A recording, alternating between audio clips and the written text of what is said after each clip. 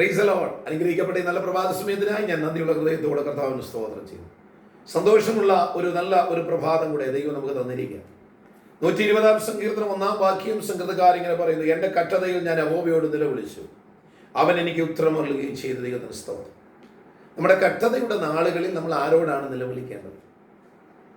സ്തോത്രം. ദൈവത്തോട് നിലവിളിക്കണം, മനുഷ്യരുടെ മുമ്പിലല്ല.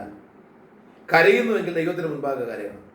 നിലവിളിക്കുന്നുവെങ്കിൽ ദൈവത്തിന് മുൻപാകെ നിലവിളിക്കണം. പ്രാർത്ഥനാ വിഷയങ്ങൾ പറയുന്നെങ്കിൽ ദൈവത്തിന് മുൻപാകെ പറയണം. ദൈവത്തിന് സ്തോത്രം. ഹിസ്കിയാവിന്റെ ആയുസ് തീരാൻ പോകുന്നു, മരണകരമായ മരണം സംഭവിക്കാൻ പോകുന്നു എന്ന് പ്രവാചകൻ വന്ന് പറഞ്ഞപ്പോൾ ഹിസ്കിയാവ് മുഖം ചുവരിന്റെ മേലെ തിരിച്ചെന്നാണ് വായിക്കുന്നത്. താൻ കേട്ട മരണകരമായ ഭീതി, മരണത്തെ കുറിച്ചുള്ള തനിക്ക് മരണം സംഭവിക്കാൻ പോകുന്നുള്ള വാക്ക് കേട്ടപ്പോൾ ഉള്ളിലൊരു ഭയവും നിരാശയൊക്കെ വന്നെങ്കിലും പെട്ടെന്ന് അനുതാപത്തോടെ തന്റെ കഷ്ടതയുടെ നാളുകളിൽ അവൻ ദൈവത്തോട് നിലവിളിച്ചു. ആ നിലവിളി ഹിസ്കിയാവിന്റെ അതേ ആയുസിനെ ദീർഘമാക്കി കൊടുക്കുവാൻ ദൈവത്തിന്റെ പ്രസാദം ഉണ്ടായി. എന്നെ ശ്രദ്ധിക്കുന്ന വാത്സല്യ സഹോദരങ്ങളെ, ഞാൻ നിങ്ങളും അനുഭവിക്കുന്ന കഷ്ടതയുടെ നാളുകളിൽ നാം ദൈവത്തോട് നിലവിളിയില്ല.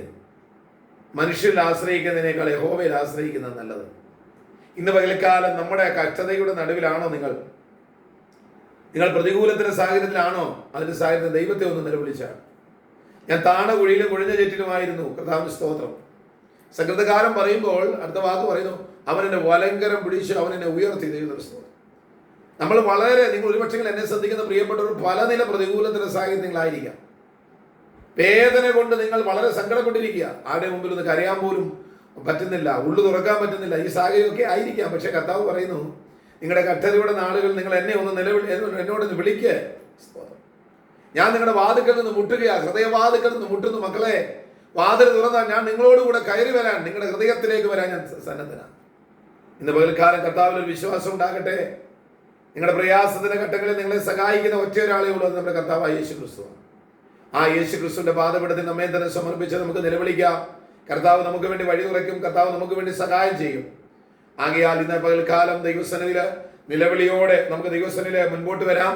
ദൈവം നിങ്ങളുടെ സകല ചോദ്യങ്ങൾക്കും പ്രയാസങ്ങൾക്കും ഉത്തരം നൽകും. കർത്താവിന്റെ കാര്യങ്ങൾ നിങ്ങളെ തന്നെ സമർപ്പിക്കുക. ഉത്തരമല്ലെന്ന് കർത്താവിൽ വിശ്വസിക്കുക, പ്രാർത്ഥിക്കുക. ഈ വചനങ്ങളാൽ ഇന്ന് പകൽക്കാലം ദൈവം നിങ്ങളെല്ലാവരെയും അനുഗ്രഹിക്കുമാറാകട്ടെ. ആമേൻ.